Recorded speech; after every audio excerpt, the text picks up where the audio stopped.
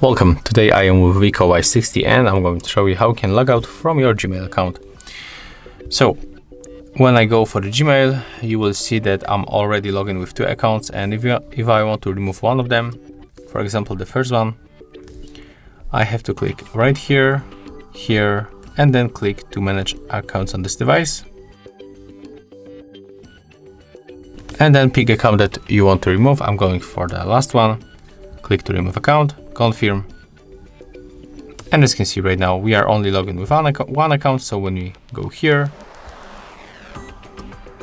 and just turn it back, turn it off and log in another time, we will get here only one account. So just take a look, tap here.